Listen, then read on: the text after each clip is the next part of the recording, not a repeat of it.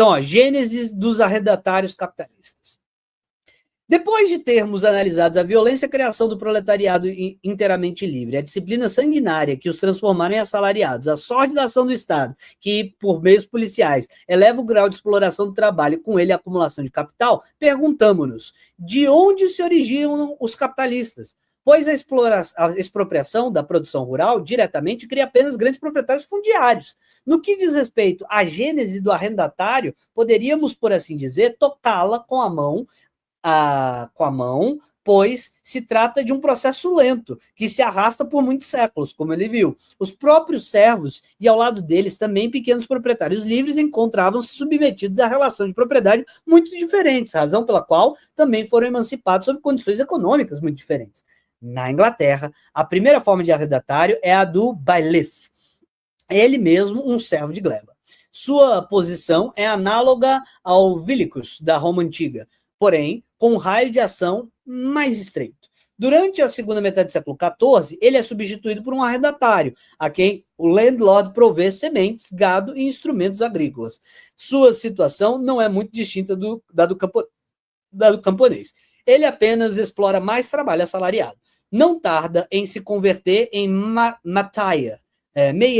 meieiro arrendatário. Ele investe uma parte do capital agrícola, o landlord a outra. Ambos repartem entre si o produto global em proporção determinada por contrato. Essa forma desaparece rapidamente na Inglaterra e dá lugar ao arrendatário propriamente dito, que valoriza seu capital próprio por meio de emprego de trabalhadores assalariados e paga ao landlord, como renda da terra, uma parte do mais produto, ou em dinheiro ou in natura.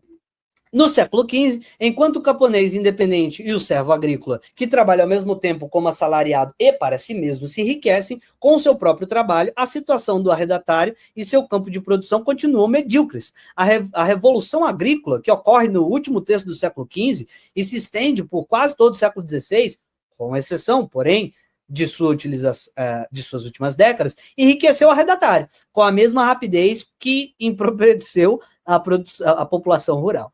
A usurpação das pastagens comunais permite-lhes aumentar quase sem custo o número das suas cabeças de gado, ao mesmo tempo que o gado lhe fornece uma maior quantidade de adubo para o cultivo do solo. Então, no século XVI, a isso se soma mais um elemento de importância decisiva. Naquela época, os contratos de arrendamento eram longos, frequentemente por 99 anos, era quase como se fosse tua propriedade mesmo. A contínua queda no valor dos metais nobres e, por conseguinte, do dinheiro, rendeu frutos de ouro ao arrendatário. Ela reduziu, abstraindo as demais circunstâncias anteriormente expostas, o nível do salário. Uma fração deste último foi incorporada ao lucro do arrendatário. O constante aumento dos preços do cereal, da lã, da carne, em suma, de todos os produtos agrícolas, inchou o capital monetário do arrendatário sem o concurso deste último. A produção técnica era maior por causa da Revolução Agrícola, estava produzindo mais, mas a inflação estava comendo salários, ele podia pagar salários menores.